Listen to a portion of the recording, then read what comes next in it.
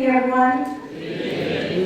It is our great honor to be a media partner for this amazing conference. We were able to broadcast live last night at the church, at the Mother Bethel Anglican Church. There's an amazing conversation between Reverend Jeremiah Wright and Reverend Renee and Reverend Lightsey, and it was an amazing conversation and experience yesterday. WURD is the only African-American talk radio station in the state of Pennsylvania, and one of the very few in the country. And that is a unique opportunity to broadcast and to have conversations ongoing every day about the Black radical tradition and about progressive ideas. And so we are really, really thrilled to be a part of this program. We hope that you will tune in regularly and you will hear conversations like what you're going to hear tonight. And it's 900 a.m. WURD. It's beautiful to see so many young people and elders and everyone in the team. We have a new initiative called The Next Majority that is specifically targeted towards millennials and college students of African American descent as well as Latino descent. And so we want to, you'll be hearing more about it, and we'll be reaching out to a lot of you about that initiative. I just want to end with a quote from James Baldwin, one of my favorite Black radicals in the world, in the history. And it is, to be a Negro in this country and to be relatively conscious is to be in a rage almost all the time.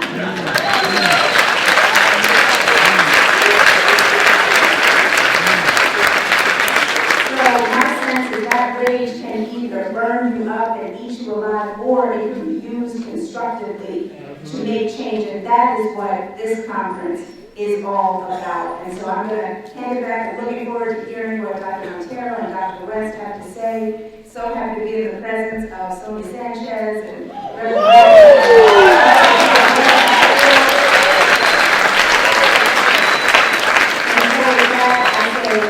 good evening and absorb it all. Good night. Thank you.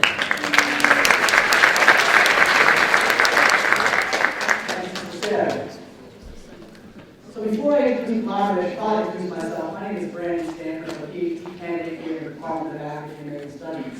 I should probably rephrase that just a little bit because you have to understand that I'm a PhD student actually in the Department of Anthony Montero, the boys in the car.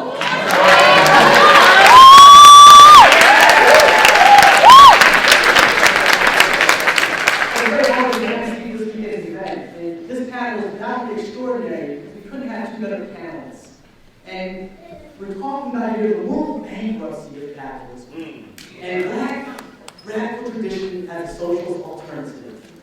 And as such, we have to understand the nature of capitalism. So the asymmetrical relation of power between bosses and workers. The ultimate cardinal principle of exploitation is essential to the system of capitalism. Not just exploitation as Marx saw it, but racialized exploitation as Du Bois saw it when he studied the slave plantation system. So I figured out, well, we're going to give you a bio of Dr. Cornel West and Dr. Anthony Montero because you already know their bios, nonetheless. But I figured I'd frame the conversation in Cornel West and Dr. Montero's words. You see, in 1993, when Cornel West wrote Race Matters, he had a chapter called The Crisis of Black Leadership.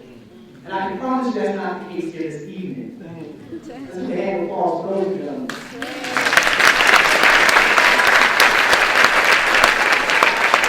And the reason for it is really two qualities. You know, as Cornel West looking at Malcolm X in this chapter, he talks about the God of humility.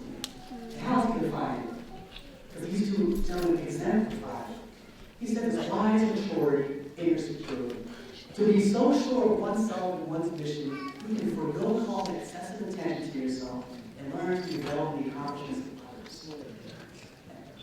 And let's look at what Dr. Anthony Montero says about love.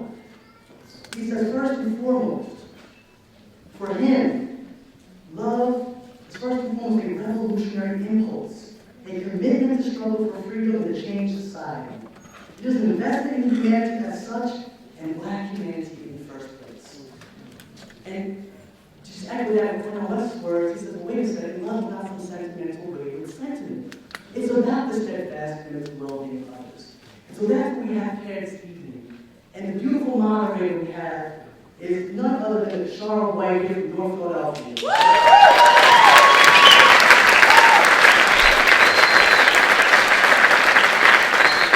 She is, without a doubt, one of the tremendous young leaders, one of the courageous young leaders of our time. She has been involved in all the organizing communities of this country. So give her a round of applause.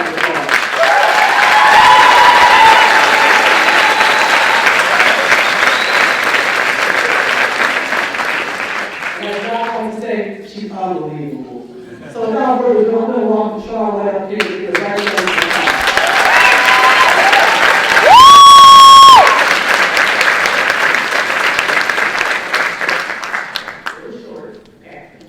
Peace, everybody. Peace. My name is Kashara White, and I'm a student at Temple, also a North Philly resident, and I've been an organizer in North Philly for the last 4 years or so now.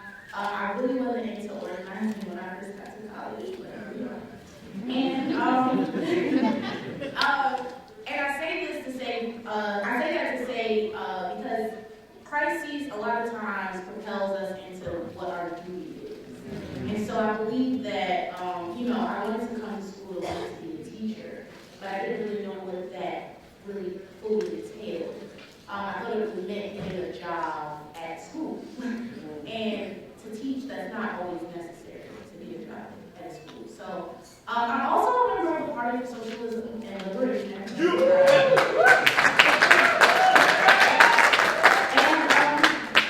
So I would just like to thank everyone for coming out tonight. I appreciate your presence as well as your input and participation as we move along the program and throughout the weekend. We are all here to learn, to teach, and to grow, as the old proverb goes, steel sharpens steel. And as we use this weekend to become sharpened in preparation for the next stage of struggle, let us not forget who we are and why we've come.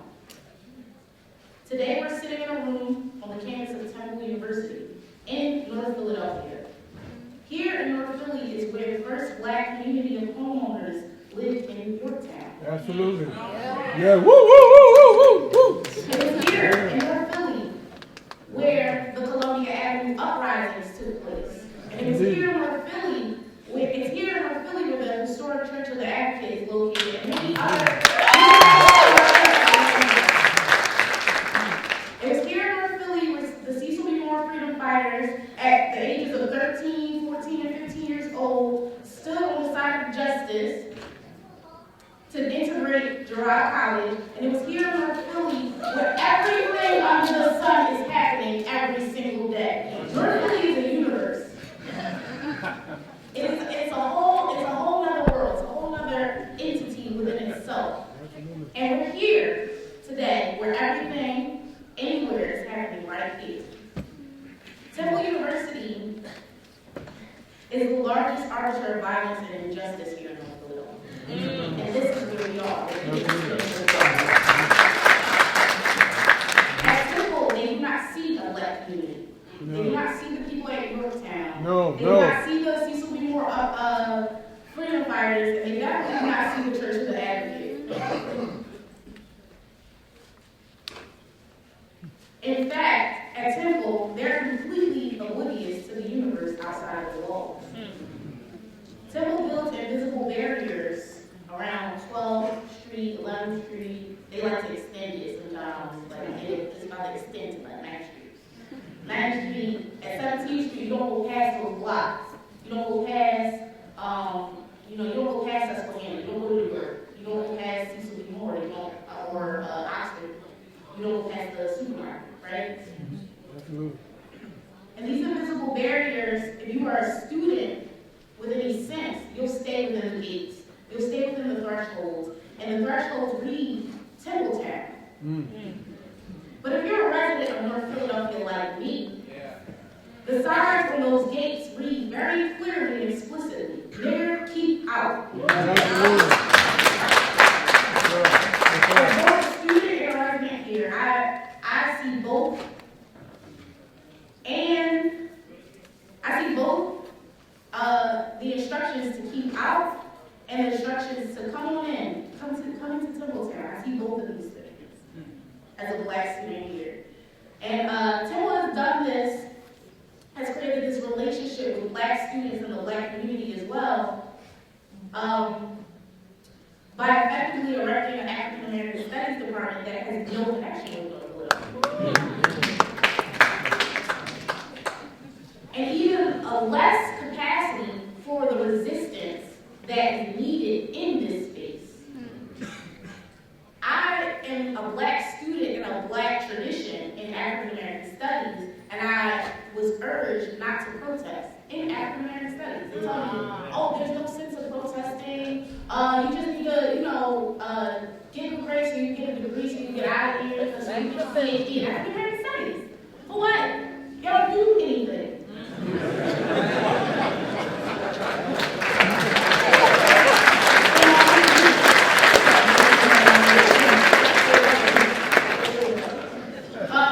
So there's no African American Studies class on gentrification. There's no African American Studies class on socialism.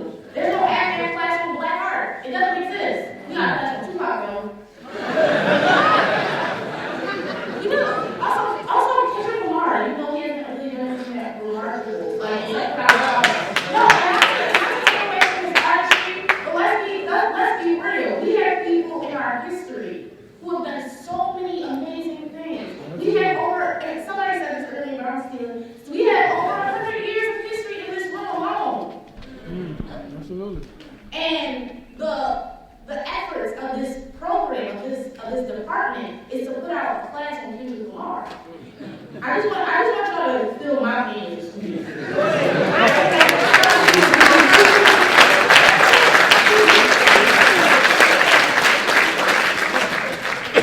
And it's a wonder why and how a man like Dr. Anthony Montero can be the lead organizer in a conference such as this. And not only has Temple and the AFAM department had absolutely nothing to do with this conference, but Temple and the AFAM Studies department is the ones who kicked Dr. Montero out of this university. Didn't want to work here or teach here, even though he had set up programs that students like me needed the most. He had a Saturday school. He still has one. A free Saturday school in at Church of the Advocate every Saturday morning, where philosophers and brilliant people from all over the community come together and they do exactly what we're doing this weekend. They sharpen steel. That's right.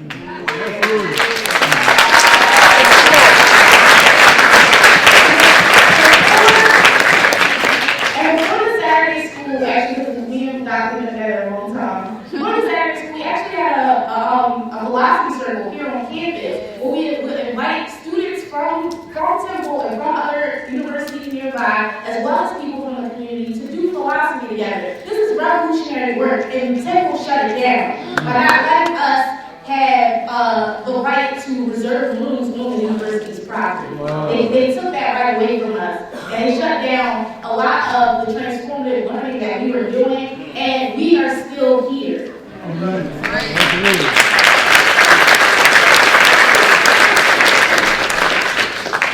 So when they say we don't need the boys, I want to know who do we really need them, because Karanga isn't really teaching me anything.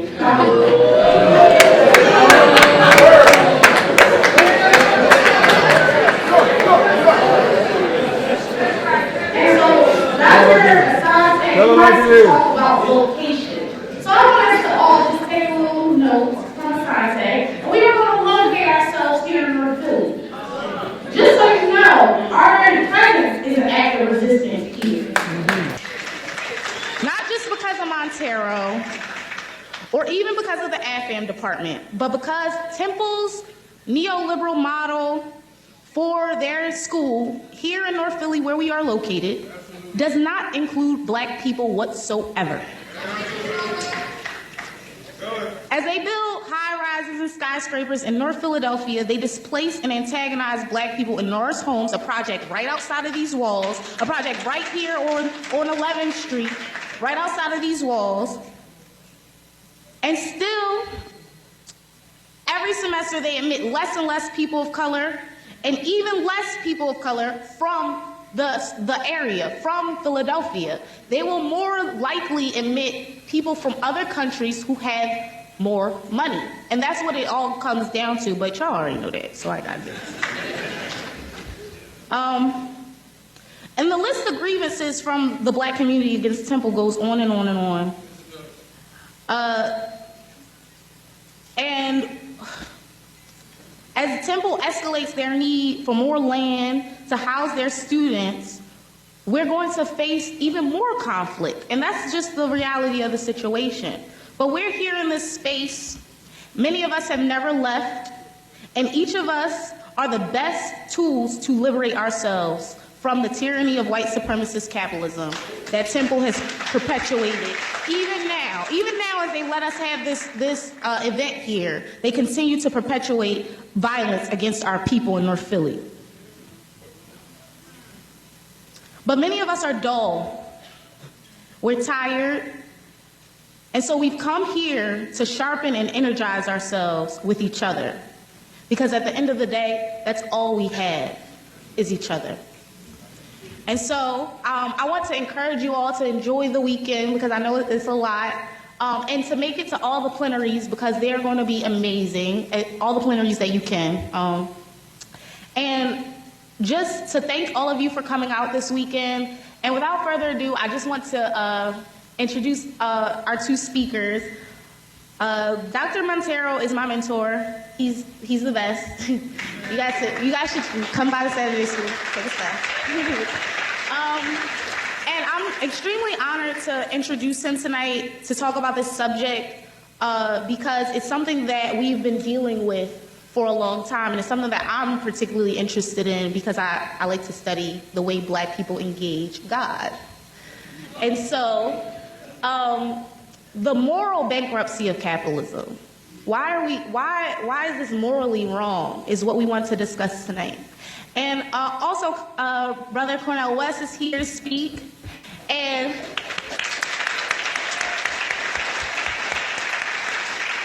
I just wanted to say how honored I am to introduce him as well into this conversation because he's always saying this, that Cornel West is our modern day superhero. He's our black superhero.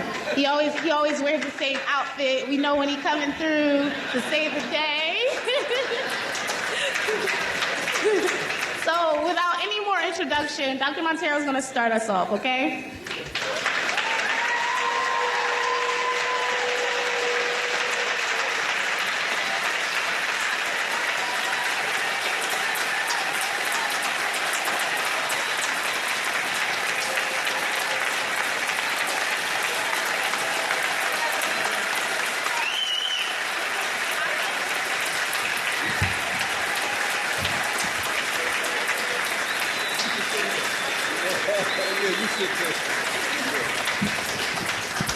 Well, this is really something, and Kashara White is really something. You know, when a young person speaks from her pain, but also from her optimism, it's something that moves everybody. And this is an extraordinary young woman, and there are many, many, many more like her at Temple University. Let me get started. I want to welcome you to Philadelphia. Welcome to North Philadelphia. Welcome to Temple University. Welcome to the city where, as Professor Mark Taylor eloquently put it, the myth of American democracy and origins was invented, and where the rituals and symbologies of that myth continue to be practiced and visited. Sandra Bland and Tamir Rice, your young, beautiful lives still matter. Natasha McKenna, Walter Scott, Freddie Gray, Laquan McDonald, the Emmanuel African Methodist Church, 9, your lives matter. Rakia Boyd, Michael Brown, Eric Garner, your beautiful lives still matter. Our gay, lesbian, transgendered, and drag queen families, your beautiful black lives matter. the 1.5 million black men who have literally disappeared from the American social landscape. Your beautiful lives matter. The over 2 million black people in prison or in some way under the control of the criminal justice system. Your beautiful lives matter.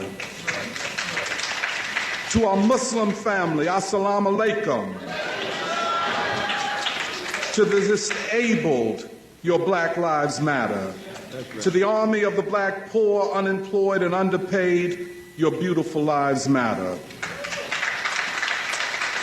We are gathered here this weekend as a Congress of the people to think and talk about where do we go from here.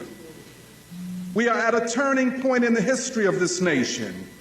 It is increasingly apparent that for millions of people, the deaths and brutalization of tens of thousands of African Americans and other people of color by police and racist thugs is not random or merely the acts of rogue cops, but the policies of a police state.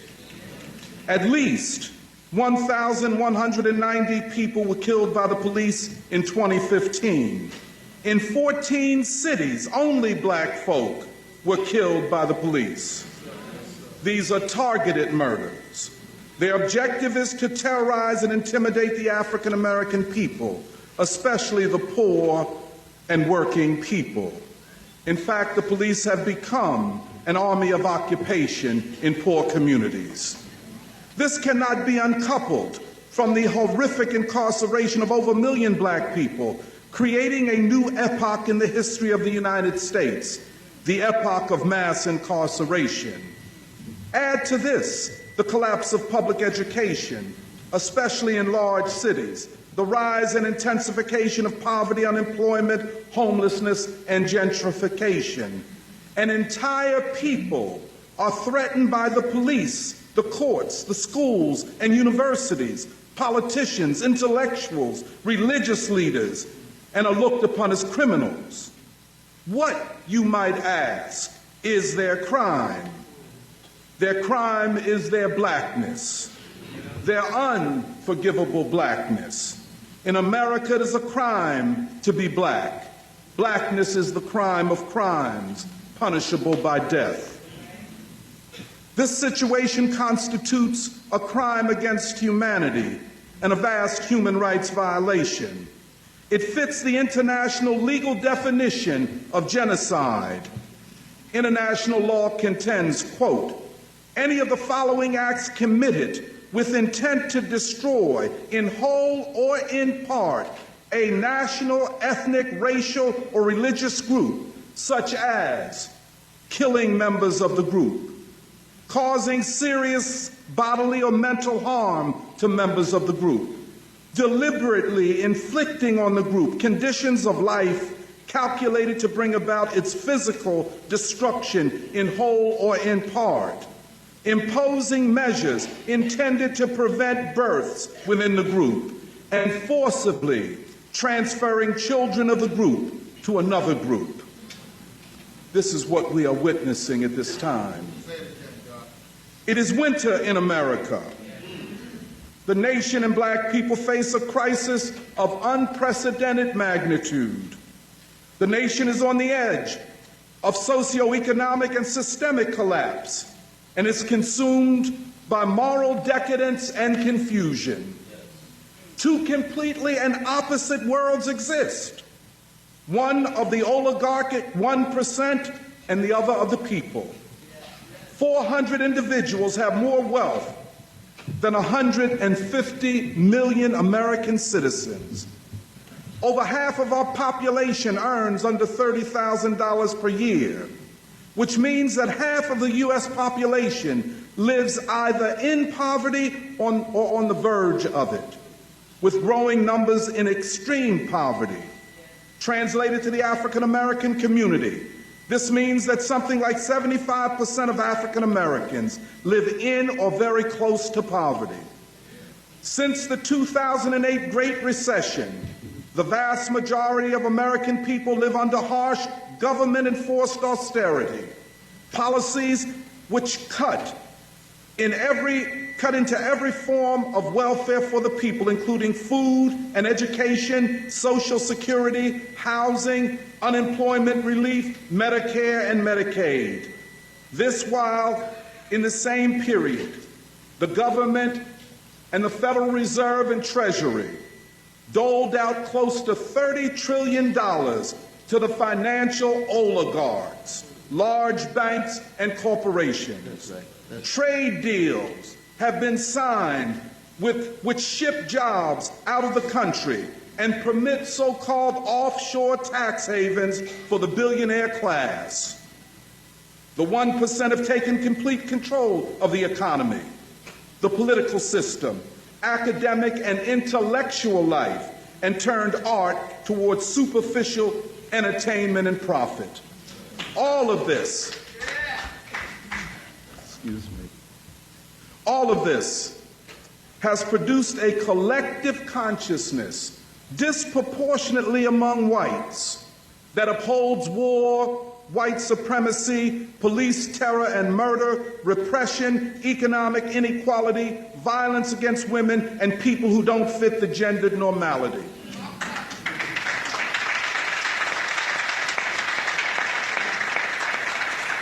Again, while the 1% lavishly benefited from government welfare and handouts, the majority is forced to live under government-imposed austerity. Actual unemployment and poverty are way beyond anything government statistics acknowledge. When they say 5%, double it.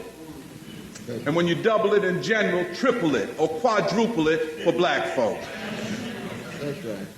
In the face of the growing distress of the people, the ruling oligarchs have unleashed a reign of police terror, murder, and violence upon ordinary people, disproportionately among the black poor and working class.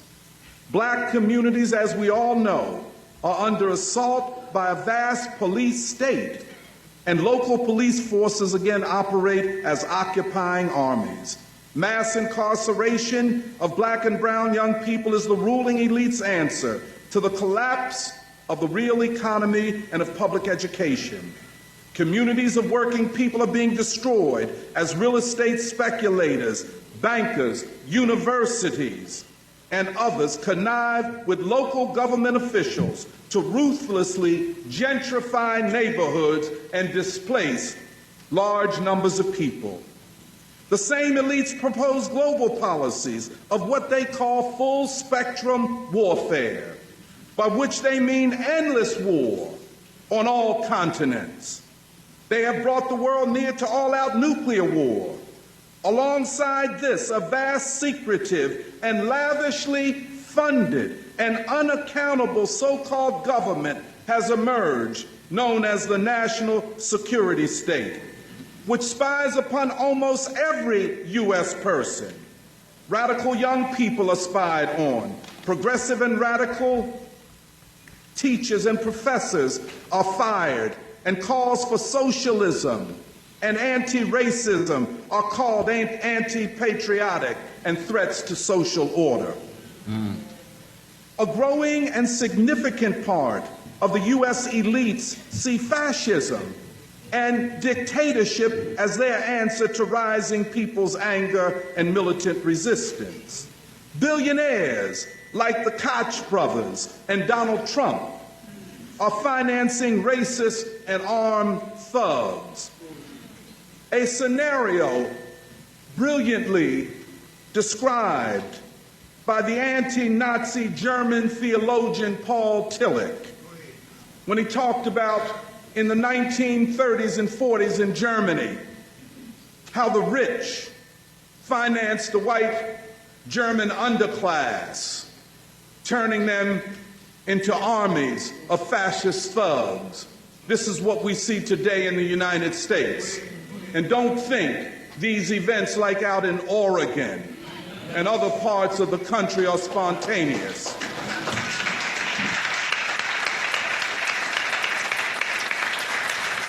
They are designed to mobilize the fascist element of this society.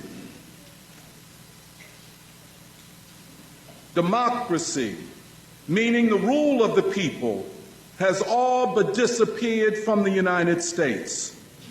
We are ruled by a dictatorship of a small group of plutocrats, and they rule unapologetically in the interests of the billionaire class, not the people. And we shouldn't get it twisted. The Democratic and Republican parties are merely self-serving interests of this billionaire class and war makers. And I might add, with few exceptions. I know somebody's going to say, but I know a good Democrat. But one thing we can agree upon is that the Republicans, they don't have nobody good in them. In the face of this, the people are powerless and confused. As a counter to the historic role of black leadership, as an oppositional challenge to white supremacy and corporate greed, a new black misleadership class of apologists for the neoliberal rule has emerged.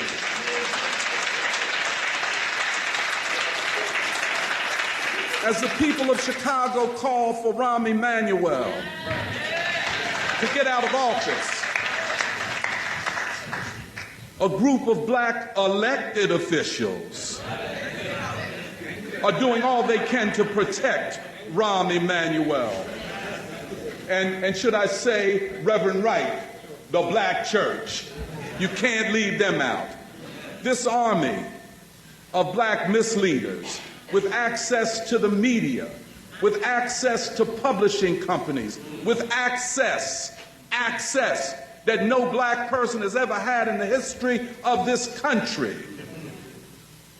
has tried to quiet the anger and quell the militancy of a rising generation of radical young people. And as we look out upon this landscape, there's no denying it. The political and economic elites have failed the nation and the people. Now the people must act. If the nation and democracy are to be restored, and if peace and justice are to prevail, the people can no longer rely upon their rulers to solve this crisis. Those who have impoverished the working people, undermined the middle class, destroyed the future for an entire generation, do not have the moral authority to claim leadership any longer.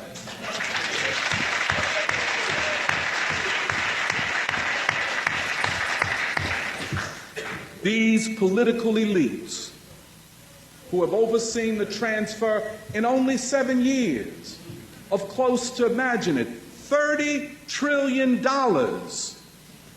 to a few banks, Goldman Sachs, to name the main one. And they do this through the so-called Federal Reserve System and the Treasury. That's right. They print money at will and now claim that we have recovered from the recession of 2008, 2009. Where do they live?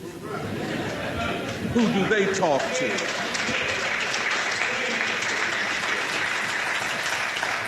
And such a cold-blooded group of people do not deserve the support or even the respect of the people.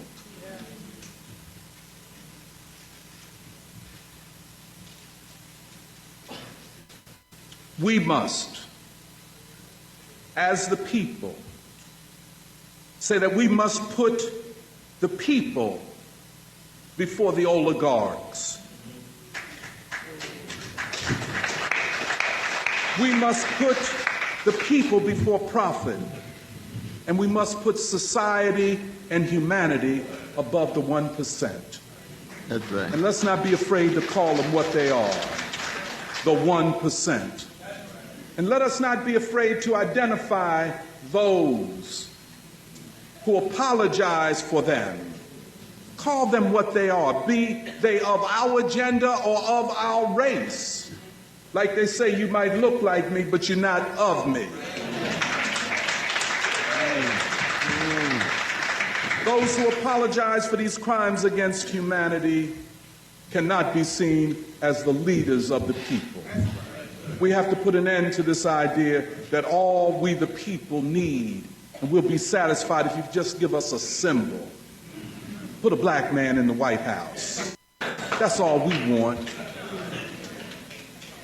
Give us a black mayor. I can tell you, we've had 3 in this city. They've messed us up. They got so bad. They got so bad, they got mad when the people got sick and tired of them. You know what I'm saying? I mean, they got mad at the people. Y'all too ignorant to understand that we were giving you access to what?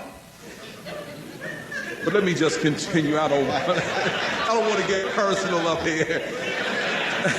Martin Luther King Jr. asked the question, where do we go from here, community or chaos? W.E.B. Du Bois framed it a bit differently. He asked, whither, now, and why? Where are we going now and why? Today and for the conference, we will explore the possibilities of what is known as the black radical tradition. Because if we don't do it here, it ain't going to be done nowhere else. MSNBC ain't going to talk about it. CNN ain't going to talk about it. And they don't publish books by academics that talk about the black radical tradition. In fact, they fire them.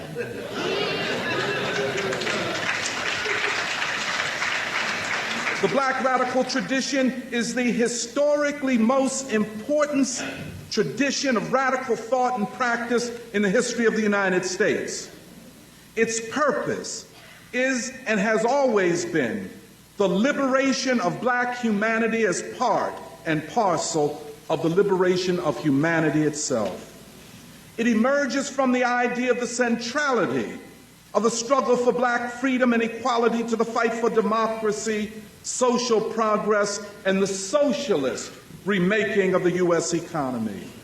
This tradition emerges from the anti-slavery struggle, but is crystallized most clearly in the 20th century and is identified with names such as Ida B. Wells Barnett, Anna Julia Cooper, W.E.B. Du Bois, Fannie Lou Hamer, Ella Baker, Martin Luther King, the great James Baldwin, and Malcolm X. It is fiercely anti-white supremacy, democratic, and advocates for socialism over capitalism. And in that respect, it has the support of over half of the black young generation, according to a recent poll by the Pew Foundation.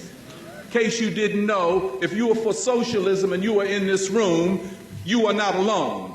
Over half of your generation would agree with you.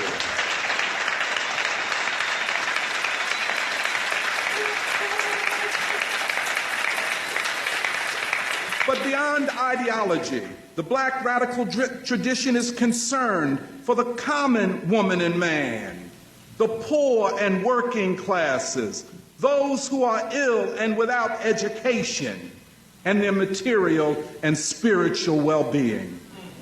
It is organic to communities of the poor, their churches, synagogues, mosques, and other spiritual institutions.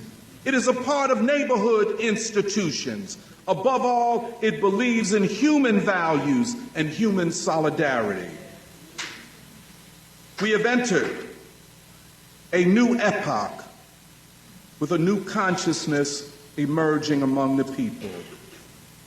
This new stage requires a new level of ideological clarity. Ideology is very simple.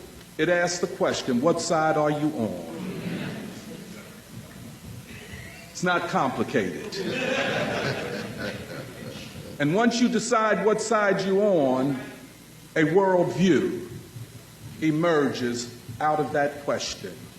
A morality and an ethic arises out of that question. And you existentially then determine that if I'm on the side of the people, then I must speak in the interests of the people, and I must act on behalf of the people. That's right. We must recognize at this time that nothing is more powerful than an idea whose time has come. But this new stage also requires a new stage of organization. Our movements must become increasingly organic to the people, but better organized. We must begin to think in new and creative and bold ways about the future. That's why the youth are so important. To change the situation, we must begin a new phase of massive civil disobedience.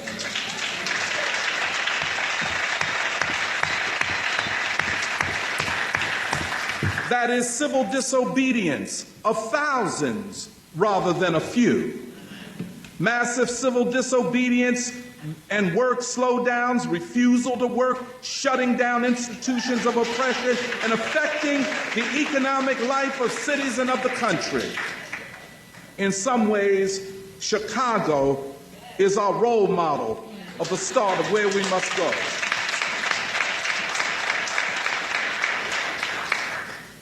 As we move forward to a period of massive civil disobedience and protest, our thinking should be rooted in a new action synthesis that includes 4 parts, and I'll just briefly state them. First, massive civil disobedience, marches and protests directed to affect and disrupt the economy and institutions of repression. The object is to make institutions of repression unworkable and the economy that supports them pay the price. 2, survival programs, as envisioned by the Black Panther Party, but including community gardens, business and consumer cooperatives, after-school and early childhood freedom schools, prison aid and legal aid. 3, building of coalitions, united fronts, rainbow coalitions, as envisioned by the great Fred Hampton, who led the Black Panther Party in Chicago and was murdered by the Chicago police and the FBI. 4, political and ideological and cultural education of the people and of the activists, as envisioned by both Huey P. Newton and Paulo Freire, rooted in the concept of the pedagogy of the oppressed. And hopefully we can talk more about these 4 points. Vanguard leadership is necessary at this time. This is the case because we are close to what could be a revolutionary crisis for the system. Such a crisis can only be resolved through a radical change of the social system itself, no matter how long that takes. The political nature of the crisis is defined by the fact that the ruling elites and their apologists are unwilling and unable to govern in the old ways, and the people refuse to be humiliated and governed in the ways that they have been. In this situation, a new leadership of the people is necessary. What we call this is vanguard leadership, broadly understood. The concept of vanguard leadership is unique and specific, applied to radical movements of the people. This type of leadership emerged in the anti-apartheid movement in South Africa and eventually brought the racist regime down. It was demonstrated as the Cuban revolutionaries marched on Havana and as Mao Zedong and the liberation forces took Beijing in China. It manifested in the 1960s and 70s in this country in the civil rights and black power movements. Vanguard leadership seeks principled unity with all forces fighting for common objectives. Vanguard leadership is forged from the people, the poor and working people. It has come most importantly from the African American people. Vanguard leadership is formed from the day-to-day hard work of understanding the world, analyzing the current crises, explaining the direction of events, and coming forth with programs and strategies that can be supported by the people. Vanguard leadership rejects academic and intellectual snobbishness and class elitism. So you know what an anti-Vanguard leader is now. You see them every day. Vanguard leadership sees the people as the ultimate agents of change. In and through all of this, we acknowledge the complexities of history and the imperfections of all human life. In spite of this, however, we believe we can together imagine and fight for a future that is humane and just, that saves the planet and environment, which frees humanity from the scourges of capitalism, imperialism, neocolonialism, the oppression of women, and white supremacy. While imagining the future and fighting for it, we reject simplistic and reductionist approaches. We call for dialogue and respect among all forces fighting for a common future. A revolutionary spirit is sweeping the globe. People can and will no longer tolerate living in the way that we are living. Humankind is confronted with the fierce urgency of now. If we are to survive, we must act. We who believe in freedom must get on the right side of history. The imperative to act is rooted in a deep sense of the moral imperative, a morality that says that silence and indifference is betrayal. We must acknowledge we are moving from the age of Europe, white supremacy, and capitalism to the age of humanity. The complexities and urgency of the moment require that we seek principled unity.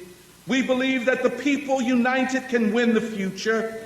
In the U.S., we live in a system that has two principal pillars, white supremacy and capitalism. Together, to cite Martin Luther King, they make America the most violent nation in the world and in human history. Not just outside of the borders of the United States, but to the people of the United States. The system is a danger to the people of the U.S. and to humanity itself. However, it is a system in crisis.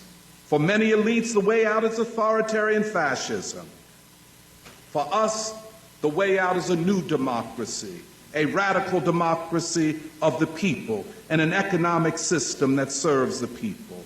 We fight for a culture that reflects the strivings of the people, not the profits of the corporate cultural bandits.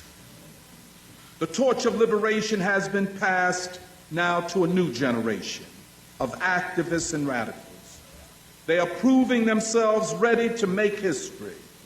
The black radical tradition is therefore in good hands. Glory and love to the young generation and your courageous leadership.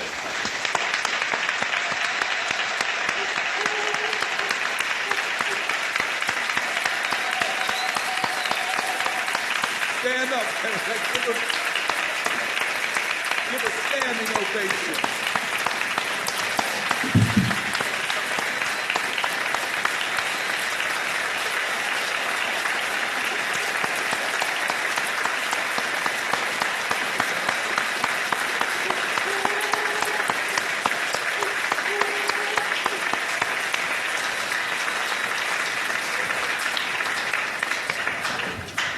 A long life to each and every one of you. A long life to you. Long live the young generation. Long live the black radical tradition, and we will win. Thank you very much.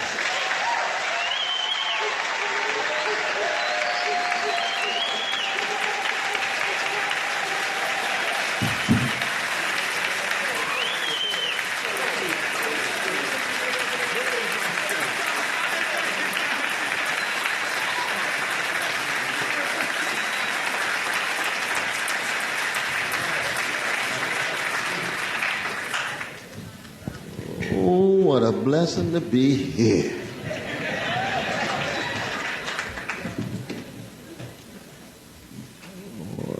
The spirit from last night. Mother Bethel on 6th Street. Temple University tonight, tomorrow, Sunday. I am blessed to be here. I wouldn't want to be any other place. Any other place. I just want to salute those who had the vision, determination to bring us together. And I hope that we can empower and enable and ennoble each other, because we live in catastrophic times and we need courage. I was so deeply moved last night when I was listening to my dear Sister Pamela Lightsey and Brother Aubrey Hendricks, Brother Jeremiah Wright, Sister Renee McKenzie, and in the dialogue, Mr. Junior and the others. And I thought back to 1830, which was the first black national convention in this nation that met in Mother Bethel, Philadelphia. September 21, 24, they elected a president named Richard Allen. We've been at it a long time, y'all. 13 years later, in Buffalo, there's another brilliant brother, Henry Highland Garnett, gave a talk called Call to Rebellion. Pick up your arms and fight. Frederick Douglass got nervous. He did. Got up and gave a speech. He said, Brother Alan Garnett, I understand the spirit of resistance that you have, but and you're calling for the 4 million to pick up arms in the same way that the American white brothers and sisters picked up arms against the vicious British Empire, but you're going too far. You said, no, it's going to end in bloodshed anyway. He was right. He was right. Then I thought about 150 years later, to affirm the anniversary of 1830, when all of us got together at Malcolm X High School in Philadelphia and formed the National Black Independent Political Party. Some of y'all remember. I believe in Sankofa. I met Brother Timothy. Where is Brother Timothy? Sankofa Freedom School. Where is he? Stand up, brother. Stand up. You come out of the freedom tradition, younger generation. Sankofa Freedom School. I believe in Sankofa. I don't want to claim the future until I know who I'm in contact with, from who produced me, where I come from, what are the contexts and the roots for me. Your routes are going to be messed up if your roots are not strong. That's 1980. That's Manny Marable. That's Reverend Herbert Daltrey. And then we got some giants in the room. And by greatness, I understand greatness is he or she who has the courage to render service to the least of these. Alexander's not great. Napoleon's not great. Julius Caesar's not great. These are gangsters. He who she is greatest is those who don't sell out and tell the truth and bear witness. I'm talking about greatness at the highest level. That's the tradition we're talking about. I want to acknowledge some great folk. Sonia Sanchez, still at it. Still at it. 80-some years old. 80-some years old. She's still at it.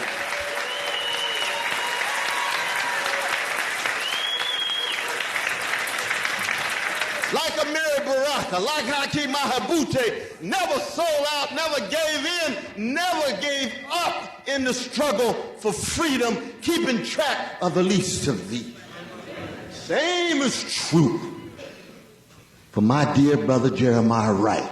Still at it, 74 years old, bearing witness, telling the truth, building on the tradition that went into the molding of who he is. Still at it. Oh yeah.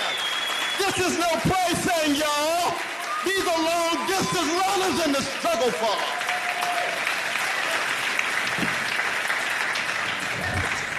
Another brother named Mumi Abu Jamal. Look at his eyes. Look at his face.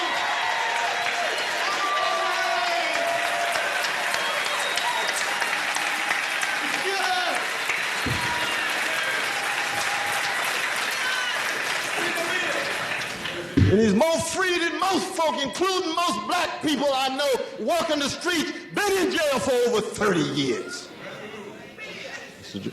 John Fernandez just put out his text, writings on the wall. Then we got Brother Robin D.J. Kelly. Stand up, Brother Kelly. Still at it. Still at it. Humble. Don't want to stand up. He's still at it. That's very important. Now, why is this important? Because the black radical tradition is produced by a people who've been terrorized and traumatized and stigmatized for 400 years, dealing with sustained catastrophe, but in the face of that catastrophe, dishing out a love that the world rarely gets a chance to see in concrete. I don't know of a people in the modern world who've been hated so, despised so, hunted so, and they still walking tall with style, with a smile on their face, and willing to stand up for justice. I don't know of another people. They say, oh, Brother West, you just biased. That's just because you black. No, that's not true. No, I know of other great people. Our Puerto Rican brothers and sisters with Abisos Campos and Lolita Lebron. Oh, yes. I know my Palestinian brothers and sisters right now wrestling with Israeli occupation. They've been at it for a long time. Oh, yeah. Landless peasants in Brazil been at it for a long time. They've been struggling. Workers in Mexico, the proletariat in India, our precious indigenous peoples whose very bodies and land is the foundation of the American empire, they still at it. But I say to all of them, oh my God,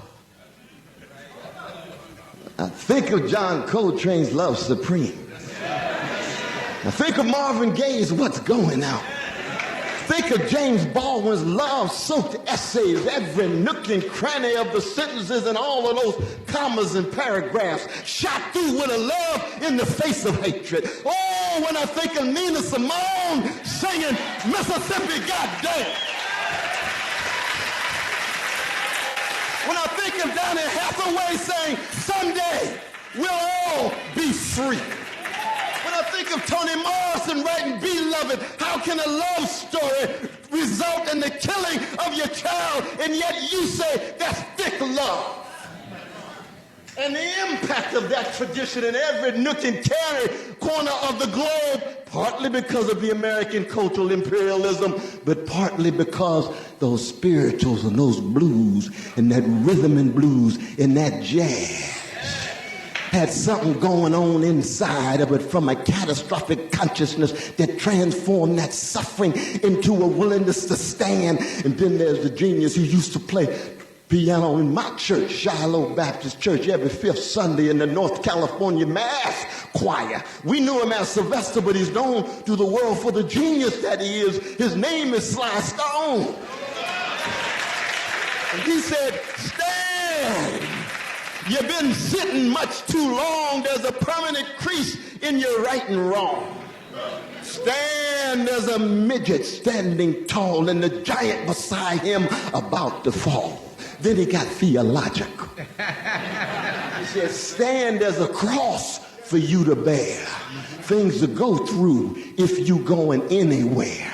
I don't know of a people or a tradition in the face of such imperial subordination, in the face of such national domination, in the face of such psychic and spiritual dehumanization that can still produce that level of excellence.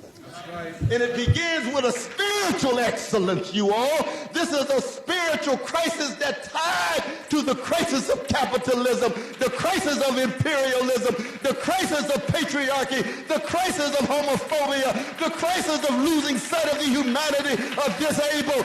What do you mean, brother? We're spiritual. I come from a people that talked about spiritual striving. That's what Du Bois had in mind in 1903 of our spiritual striving. And what is spiritual striving? Courage to tell the truth. And the condition of truth is to allow suffering to speak. There's no accident that the anthem of we blues people lift every voice. The voice of the wretched of the earth in the language of the great Francis Fanon. Every voice forgotten, downplayed, spit on, rebuked, scorned, trashed, demeaned, devalued. Lift every voice so that their story can be heard and it's woven into a larger collective project in which they can live lives of decency and dignity. Now, some people call it democracy.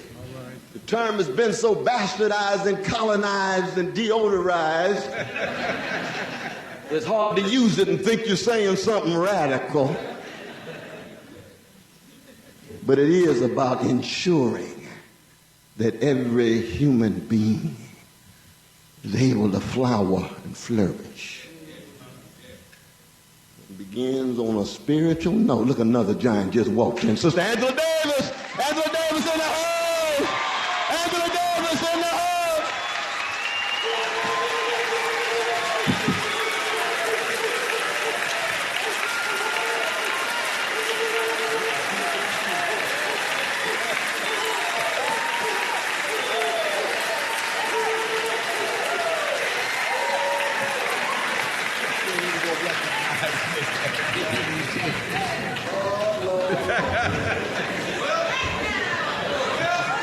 Oh, yes.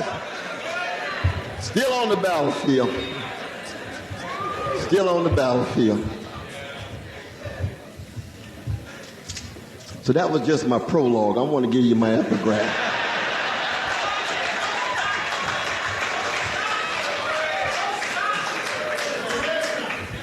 I want to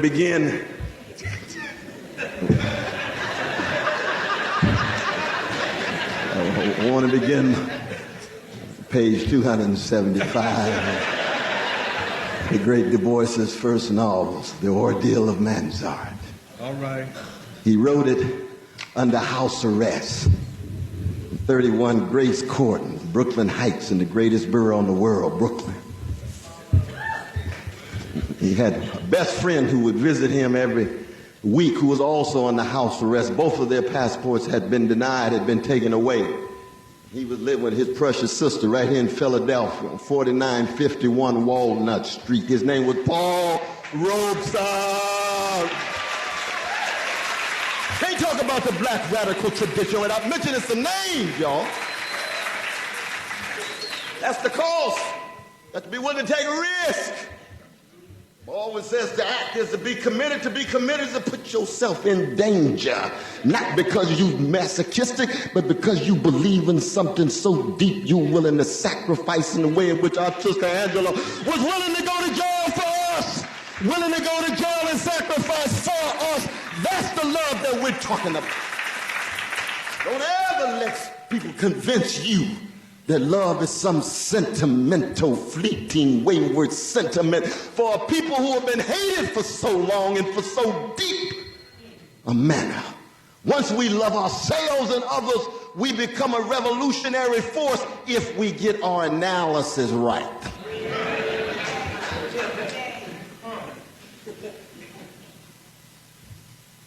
That's why I always begin every talk that I have by saying I am who I am because somebody loved me. Somebody cared for me. Somebody attended to me. And all I want to do is just love everybody, but especially young folk. Just 1/3 of the love that was injected into me in the West family in Shiloh Baptist Church under Willie P. Cook. And Deacon Hinton running the deacon board. Politics wasn't my politics, but he loved a little Negro called Cornell. I'll never forget him.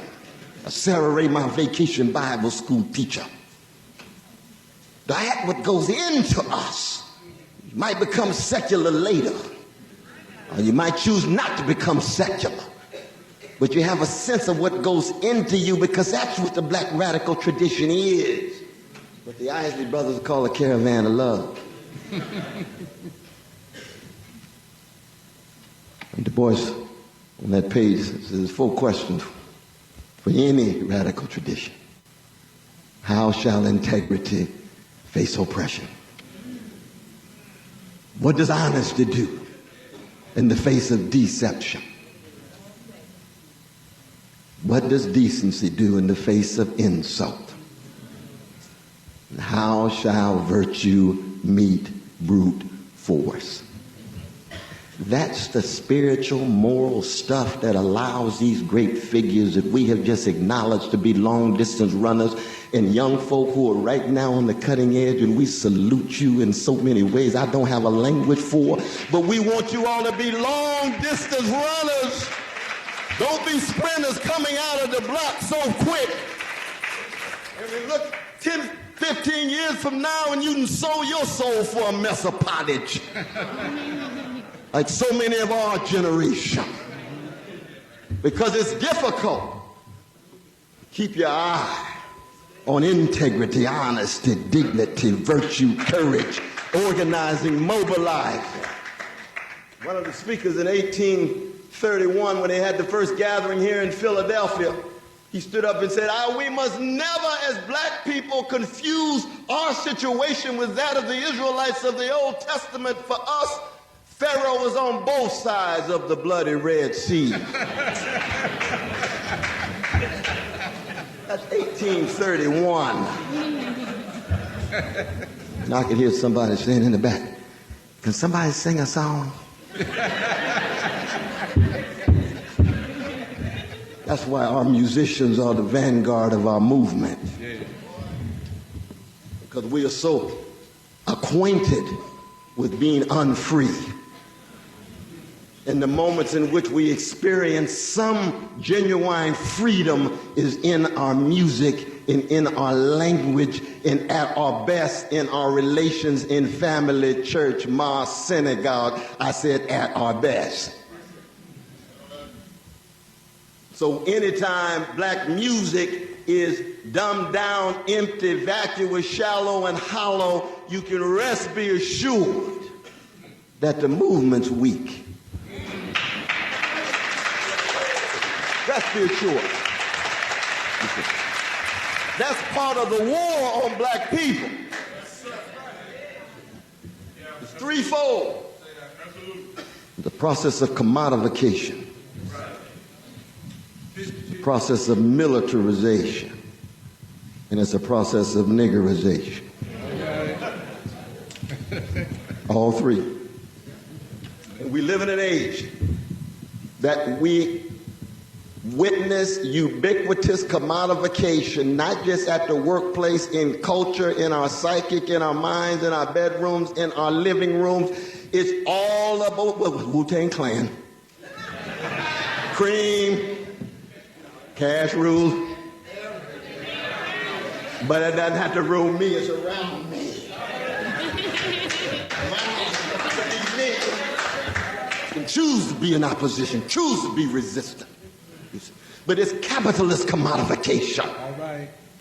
And it's under certain conditions. When I was the age of those young brothers and sisters in Ferguson, Staten Island, Oakland, and others, 20, 21 years old, in the streets, 1% of the population owned 19% of the wealth. Today, 1% of the population own 42% of the wealth. That's a massive transfer of wealth from poor and working people to the 1%. That's redistribution going upward. Why? Because it's something called the financialization of monopoly capitalism, in which now banks are at the center. When I was 19, it was American Motors at the center. Oh, we had some black folk, General Baker, Darrell Mitchell, and the others, League of Revolutionary Black Workers, working hard. Pastors in Hartford Memorial Church with the UAW.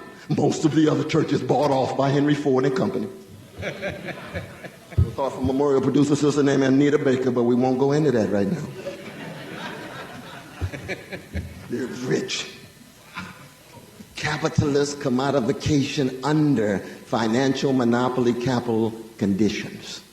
That's what we're dealing with. That's why to live in this empire is to experience such levels of spiritual decay and moral decline, spiritual malnutrition. Everybody walking around trying to stimulate their bodies and their souls are empty. I'm not talking about y'all, I'm talking about some folk out there.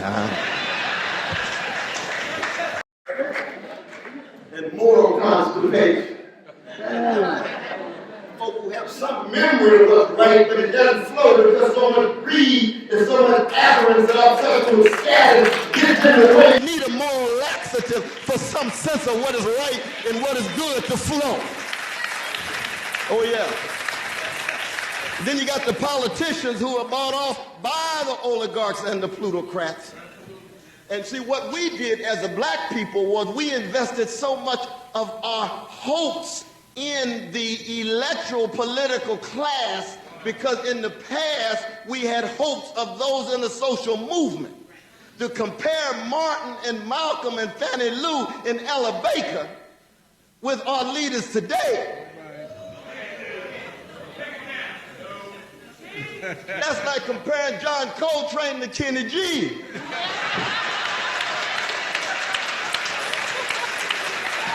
Let's just be honest about it. I'm not saying they're perfect. Martin wasn't perfect. We should never forget, and I say this as a Christian, that the greatest figure ever produced in the black radical tradition that had the courage to tell the truth about the vicious legacy of white supremacy was a revolutionary Muslim named Malcolm X. Let's just be honest about it. No doubt about that. And there's no Malcolm X without the Honorable Elijah Muhammad. And the sister said, me being a superhero, I didn't know I was a gangster before I met Jesus, and now I'm a redeemed sinner with gangster proclivity. Malcolm was a gangster until Elijah loved him so. Turned him around. Straightened his back up and told the truth. But he told it sincerely. So when he said white folk are devils, he believed it. He was wrong. White folk not devils.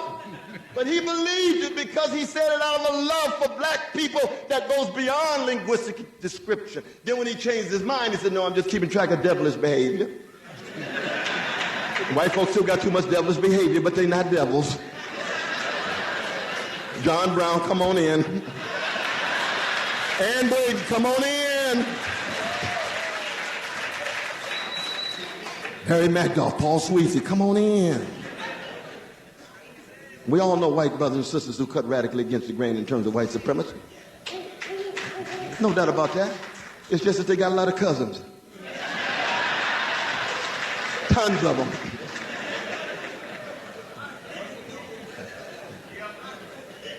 Commodification. That's part of the spiritual and moral crisis. You can't have a movement if you don't have folk who are committed to integrity. If they're going to sell out overnight, if they're going to give up quickly, then you're not going to have a movement. So you got to get yourself together morally and spiritually. We're not talking about perfection. And no tradition has the monopoly on it. Buddhists like bell hooks, towering figure. Atheists like Richard Wright, towering figure. Martin King, revolutionary Christian. Doesn't make a difference what tradition you come from if you're willing to dig deep enough in that tradition to hold on to integrity, honesty, decency, a sense of courage in telling the truth and bearing witness, and most importantly, of course, the willingness to die with a smile on your face. You can't have a movement of people not willing to die. Not everybody.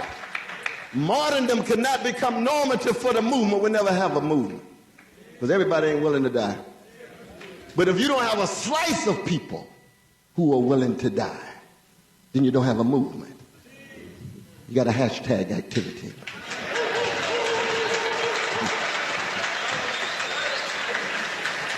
Fred Hampton was willing to die. Bobby Hutton was willing to die.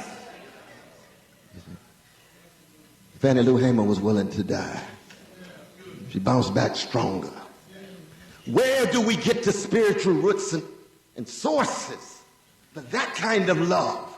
What I love about the younger generation is they have already conquered the first Rubicon, the first major line of demarcation, which is breaking the back of fear. Once you break the back of fear, you've already entered a new zone. A new zone.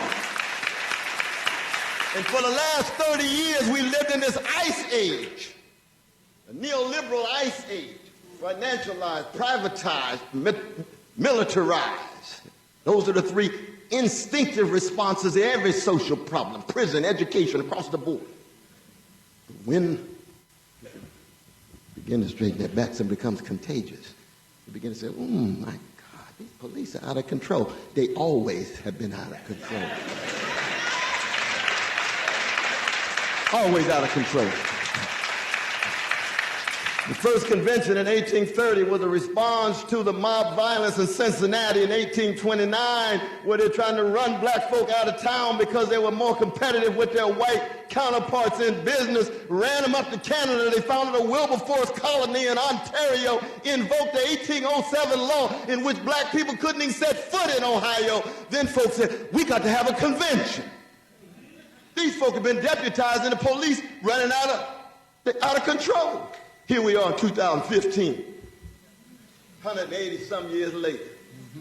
Police still out of control. Black president, black attorney general, black Homeland Security cabinet member doesn't translate into too much in terms of keeping track of the police. Doesn't translate too much. I'm not against it. I'm nothing wrong with Negro success. I ain't got nothing. People say, oh, Brother West, you just envious. I'm not envious at all. I just, when they get up there, I want them not to be polished professionals who are well adjusted to injustice. I want them to be love warriors who understand that the situation of poor and working people, especially black, yellow, brown, and red is in a state of emergency and a sense of urgency. I want some sensitivity. I don't want just tears for Newtown, Connecticut, and Roseburg, Oregon. I want to see some tears for Chicago. I want to see some tears in Ellen.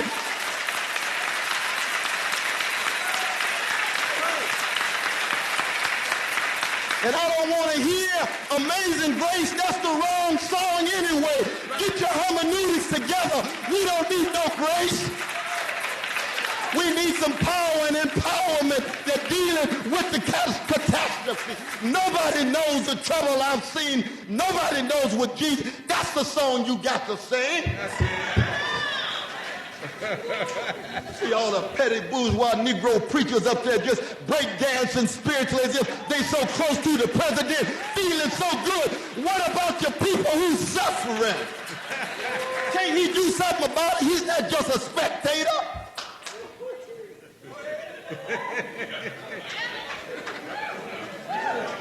What about the children? 235 children killed by U.S. drones. And yet one American can get killed and they have a press conference the same day. I come from a tradition that says a life in Yemen and Somalia and Afghanistan and Pakistan has the same life in America.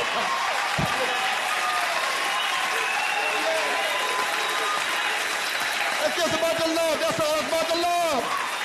Hypocrisy. Oh, Jesus loved the little children, all of the children of the world. That's what I learned in Vacation Bible School, and I believe it, and I'm going to be faithful unto death.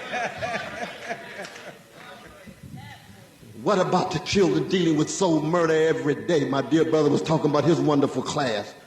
We're going to get together on that, my brother. You know what I'm talking about. You're absolutely wrestling with the soul murder every day in these decrepit school systems, shutting down the schools in Philadelphia, shutting down the schools in Chicago. Where's the support? Where's the resources? Where's the older folk who care? Where's the love flowing to the younger generation? That's also tears that I want to see flow. That's right. That's what the black radical tradition is about. And let me tell y'all something. I'm talking too long. We're going to have good dialogue. And we're going to have dialogue no matter what. But the black radical tradition is like the best of black music. You read my dear brother's classic on Monk, Genius Beyond Description, teaching Coltrane on the couch. Find your voice. We imitate Johnny Hodges. Bird was a giant, but we got our voices too. Oh, Bird, Monk, that sounds wrong. Sometimes wrong is right. If your heart, mind, and soul is in it. Then flash the temple, November 11th, 1966, right here at Midden Hall. Coltrane's only got 7 months to live. Playing Leo. Starts vocalizing and drops his horn.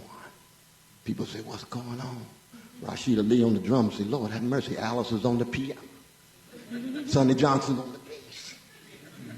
Pharoah Sanders blowing. Then Coltrane quits singing and starts pounding on his chest.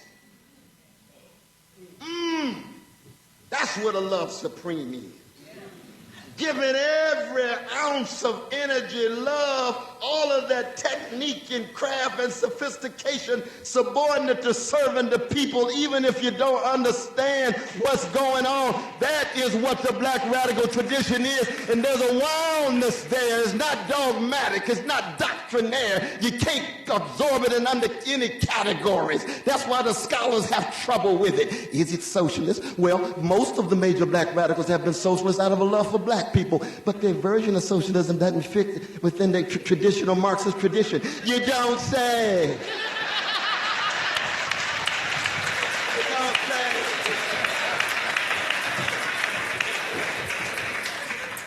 What's a jazz woman gonna sound like in a military band? It's gonna be off. It's not free enough. In our younger generation, dealing with commodification, the most commodified generation in the history of black people. As a line Du Bois says in 1903, says, what happens to black people when they become fully absorbed in the land of smartness and dollars? Oh, that's Du Bois, 1903. People think one of the best compliments you could give somebody is to call them smart. I say, I'm not impressed by smartness at all. I know Nazis and racists and xenophobes and capitalists who are so smart. They so smart. They're so subtle. They're so sophisticated. And sometimes they're just gangster. Hitler was smart. He was a gangster. Woodrow Wilson was very smart. He was a white supremacist. Black tradition is not just about smartness. Let the phone stay smart. We got to be wise. Got to be wise, visionary, courageous, but also willing to deal with militarization. Because all black radicals who are doing what they ought to do are under surveillance. That's right. Read Larry Jackson's book, The Indignant Generation. Read Mary Helen Washington's book, The Cultural Black List. Why is it they kept track of all the black artists who were telling the truth? And that's a compliment for the FBI to have a huge file on you. The ruling class is doing what it ought to do relative to its interests. And we respond not out of envy because we want the power of the ruling class. We respond out of the love tradition that says we're going to use, like Coltrane, every ounce of energy we have to tell the truth, to bear witness, and then pass it on to the younger generation when the worms get our bodies. Oh, that's a tough one. That's a very tough one. And I'm going to end on the third one, niggerization. All right. Oh, excuse me. And all three go together in our moment. Commodify, militarize, and niggerize. And by militarized, I'm not just talking about the empirical tentacles, the wars in other places, the militarizing of our schools. Young folk walk in, go through security. Got police in a minute. Don't have arts programs. We wonder why some of these young folk make $1 million and can't sing. Just can't sing in tune. Carmen McRae turns over in her grave. Nat King Cole and Natalie now turns over in their grave. God, my God. Get the note right. Come on, y'all. No bands. No access to instruments, so they got to use computers. So you can't get the drummer song like Clyde and James Brown's band no more. You just got to hit a button. Oh, no, that ain't the same. That ain't saying we want Clyde. Bring Clyde back. Maceo, too. We want somebody to play the minstrel. That's right. So their souls can be expressed. Go ahead. Yes, sir. Yes, sir. Sam Cooke and Lou Rawls and Johnny Taylor come out of the soul stirrers. Not body stimulators, soul stirrers. That's spiritual warfare against niggerization. One of the last songs that the great Bobby Womack sang was, "Don't take this funk from me." He said, oh, the younger generation look like they're so obsessed with money and position that they no longer have that funky stuff, the way the Ohio Players and Charles Wright's Watts 103rd Street Rhythm Band. What happened to that funky stuff? That is a survival tool against niggerization. It's a form of freedom against unfreedom. And it's the oligarchs in the recording industries and video industries that don't want our young people access to spiritual tools against niggerization so they can end up being highly successful, nothing but part of a spectacle that doesn't translate into any courage, especially when it comes to organic organizing. Thank God we do have some of those artists. I know my sister, you said something about Brother Kendrick, though. I do. I like that brother. I do. I like that brother. Oh, I like that brother. We don't like him. He just don't need his own class. I mean, he ain't Coltrane, but he's something. He's something. Y'all know, he's named after a genius from Birmingham named Eddie Kendrick. His mama named him after Eddie Kendrick. So that the continuity is there. But it's not as if the younger generation don't have a hunger and thirst for the real thing. It's not as if they don't have certain artists, but when it comes to the dominant forces of commodification and militarization, and that militarization is patriarchal in such a vicious way with insecure brothers attacking sisters, insecure straights attacking trans folk and bisexuals and gays and lesbians. That's a militarized mentality in which conquest and power and subordination is the dominant way of being in the world. No, we got to get beyond that. We got to get beyond that. We got to get beyond that. But niggerization has always been the major challenge for black people. Why is that so? Because the deep levels of being fearful and intimidated and scared. So if the ruling class and the powers that be can convince black people to hate ourselves and disrespect ourselves and then be in fear and scared and intimidated, they know there will never be a black radical tradition that has potency and power. So what's the response? I'm going to sit down in 3 minutes.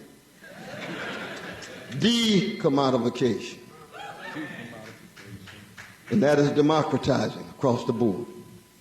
People ask me why I spend time with Bernie Sanders. I spend time with Bernie Sanders because that brother knows that Wall Street fraud and greed needs to go, that many of those executives ought to be in jail right now, But the Department of Justice under our dear brother Obama turned their backs and let them go. They paid money. Not one of them went to jail, but let Jamal and the teacher get caught with a crack bag, going straight to jail the next night. That's a criminal justice system that is racist and classist. Democracy must flow into the workplace. And you got to demilitarize. And how do you demilitarize? Get some accountability over the military elites, which means get somehow around the elected officials, because most of them are extensions. And then we've got to deniggerize. Our churches must be in the business of saying Jesus deniggerizes. The mosque got to say it. Elijah Muhammad and Malcolm X used to have right on the cover of Muhammad Speaks, Islam dignifies black people. And I've seen it.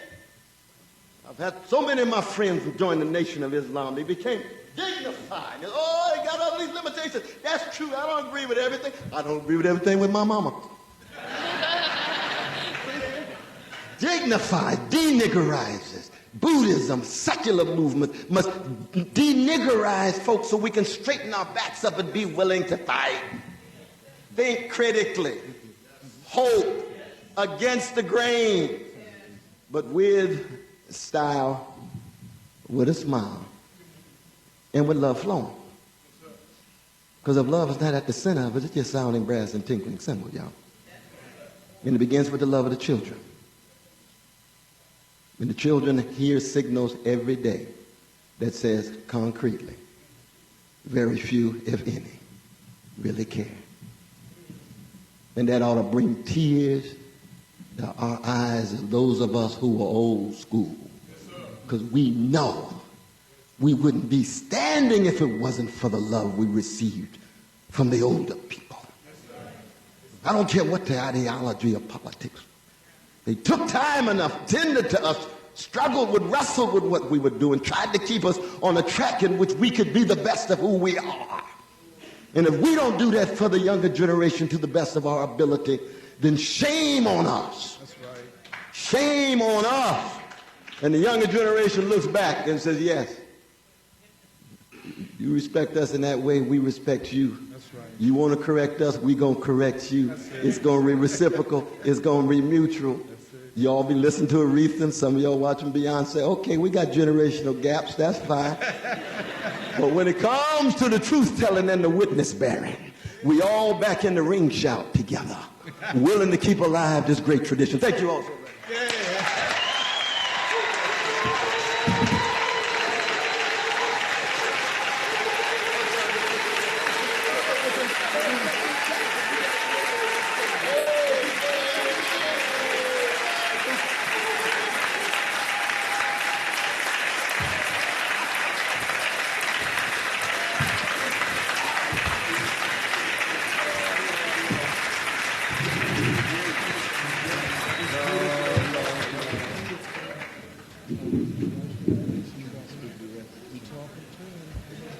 Peace, everybody, again.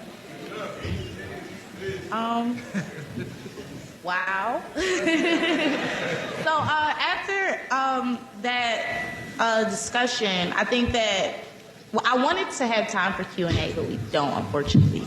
So, so unfortunately, we don't have time for Q&A, but what we're going to do is continue a discussion with each other online. And you guys can use this hashtag on Facebook, Twitter, Instagram, and all other social medias. We're going to use the hashtag Reclaiming Our Future.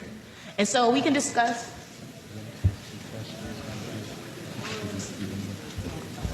Sorry.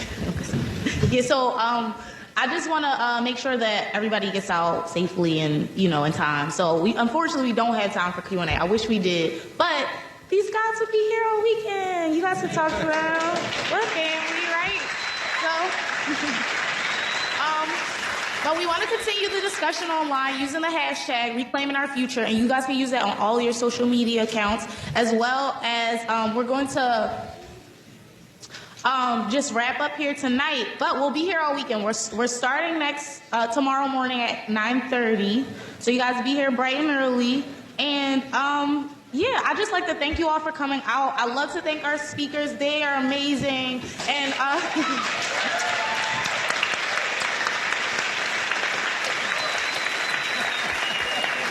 and we're going to continue fighting.